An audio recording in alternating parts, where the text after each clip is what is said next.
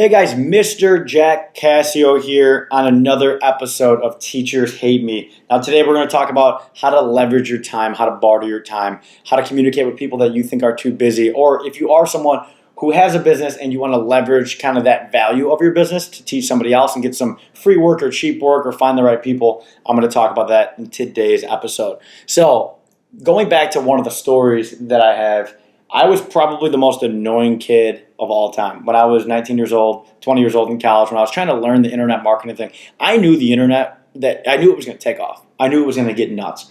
So when I wanted to start Twice Speed, what I did is I reached out to some of the top guys who were doing what I wanted to do. And at the time, it was Jeff Cavalier of Athlean X, who was later a business partner of mine, and we did a couple products together. And another one was John Doyle, who started a supplement company that's one of the larger supplement companies in the United States. So what I did is I literally sent them emails, and I had a few other people along the way that, like, I literally was deleted off of Facebook by some people. I was deleted. I'm not going to name his name. I'll never forget when he deleted me because I asked him too many questions. So if you're listening to this and you're a hustler and you want to find someone to learn from who does what you do, don't feel bad to hit somebody up. You don't want to be annoying. I was kind of annoying looking back in hindsight because I do get dozens of messages every week from different kids, and I'll explain some stories about that. I've actually had two people who randomly hit me up on Facebook that ended up moving to Chicago and interning for me and living with me in my second bedroom in my condo for the summer. One of them actually, instead of going to college, he did an internship with me, and the other one was an Ivy League kid who did an internship with me. Actually, just recently, the last 2 summers he did it. I'll explain. I'll have a whole episode on them, kind of what's going on. But if you want to reach out to somebody who's doing what you want to do, just once again, think laterally. Do not just hit them up and say, "Hey, I can help you," and you don't want to be like that. You want to think of something different. And one of the biggest things I look for, is persistence, because a lot of times I don't see the message. So I honestly don't see it the first time. So if you message me once, I'm not going to see it. Twice, I might not see it. But if you continuously just message, not in an annoying way, but just like, hey, I don't know if you saw my last message, you might catch me at a good time. So a lot of times, busy people, they're busy while the message happens. They may see the notification or the pop-up. They glance at it. They don't read it. They just let it go. So being persistent is number one, and just hitting them up consistently until you do get some sort of response. Sometimes you'll never get one. Just move on and move on to somebody else. There's dozens of people that you can ask for advice who do what you want to do, especially nowadays. Back in 2009, 10, when I was looking for people selling products online, there weren't that many people. There weren't that many people doing it. I actually got in selling vertical jump and speed training products. I was probably one of the first 2 or 3 movers in the whole market.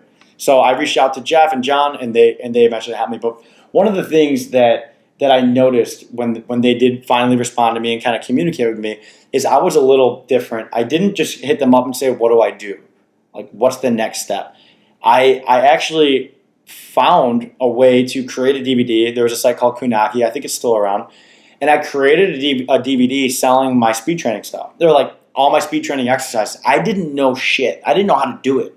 I just had a bunch of exercises on a video of me talking so awkward in my old high school at the time, in their locker room. There was like urinals in the background when I filmed. It's hilarious to see this DVD. I still have a bunch of them locked away in my condo unit.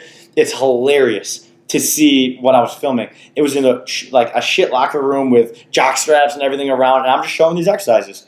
And going back to last episode, it was effective. It was just all I had. It was the best way I can get it done. And then I was able to get feedback from there. But what Jeff and John, I think, really appreciated about me, I did hit them up before I sent them the DVD, but I just created it with or without them.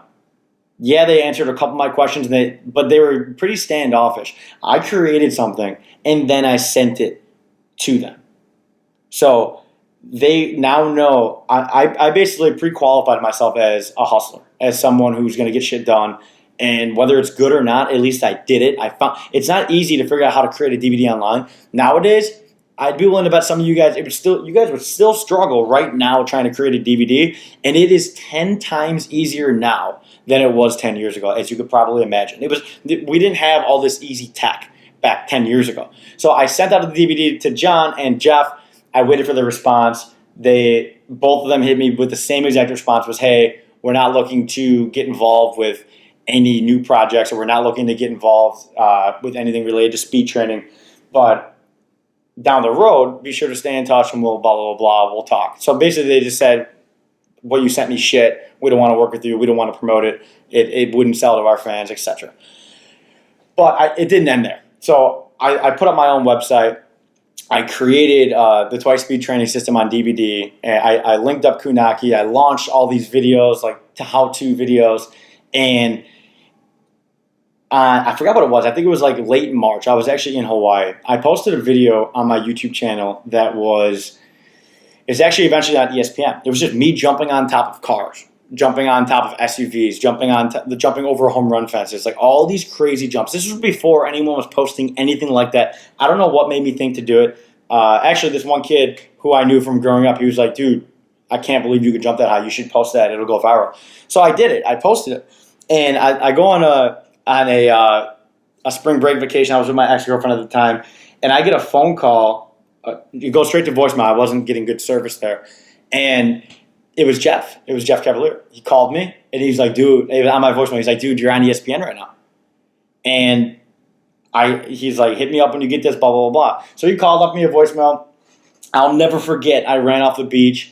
I ran into, and all my friends at this time were already hitting me up. As soon as I got internet service, I ran into the concierge, asked the concierge, I was like, how do I get internet? And at the time, it wasn't free Wi-Fi. And I had to buy internet from the concierge.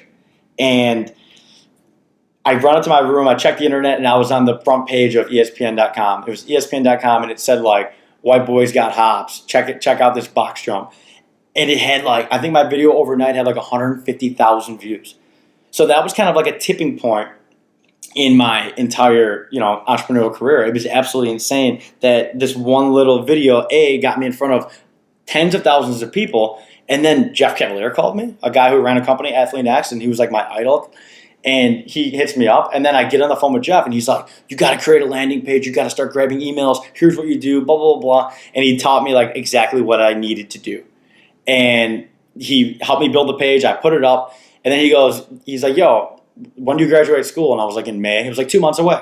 And he's like, why don't we work on a project? Like over the next couple of months, we can talk. And then when you graduate, we could do a project together. And we ended up coming up with a company called Jump Out the Gym. And the day after I graduated on a Saturday. On Sunday, I flew out to New York. He lives in Connecticut. I flew out to New York, met him in Connecticut, or he picked me up at the airport. And we filmed this workout. He taught me about YouTube and his sales funnel and how he did it. And he was my mentor. We were best friends. We talked every single day after the time we met in New York. We probably talked every day, I would say 4 to 5 days a week, minimum of an hour. We did fantasy football leagues together. We still do some fantasy stuff together. We became really close, really good friends. Like on a personal level, I would talk to him about things I couldn't even talk to, my own friends about. He was my boy. So that all started 3 months before all that happened. He's my boy. He was like, I don't know about you, but I'll give you a chance because you actually took action and did something. You showed me that you're going to get shit done. You're not just going to talk about getting shit done. So the biggest thing when reaching out to someone is being prepared to reach out. Don't just say, hey, I got this idea, or hey, I think we should do this, or hey, I want your advice. Do something. Do something for them. Do something for yourself that you could send them that could potentially help them. Because at the end of the day, they're so busy and thrown so many opportunities that they're not going to look at your message and be like, oh yeah, I want this kid to intern for me. He's just going to be another headache asking me a million questions. But if you go, for me, for example, for Twice Speed, if you're like, hey, I found 10 guys who blog, who I think would be perfect to blog on your site, that's cool. That's step one, right? The next way, the more impressive way would be, hey, I got these 10 guys. I already emailed them. They're willing to write for your blog. Do you want me to have them write for your blog? I'll edit it, and if you give me the login or whatever, if you want to upload it, I'll upload it. Like, you let me know. That, to the point, like, it's not just, I may not even want that blog done. I may not care. I may say no. But that type of kid, person, business person, I'm going to want to work with. I really am going to want to work with that person because they thought laterally. They did it different. They weren't just, can I work for you? Asking a million questions. Can I work with you? Asking a million questions. It was a lateral way to approach me. And I've had people do that, and it's worked, and they've actually gotten internships with me and worked with me. and whatnot. So that is my biggest advice to anyone trying to find a mentor, trying to find like a JV partner or affiliate or just anyone to kind of enhance their career and get to the next level. You got to think laterally. You're going to hear me say that a million times on this podcast. You need to do things differently if you want to have success, especially making money in business. So I hope you guys enjoyed this. Another episode of Teachers Hate Me. Today, your homework, what I want you to do, I want you to reach out to a mentor or reach out to a business partner, joint venture partner, someone that can help your life.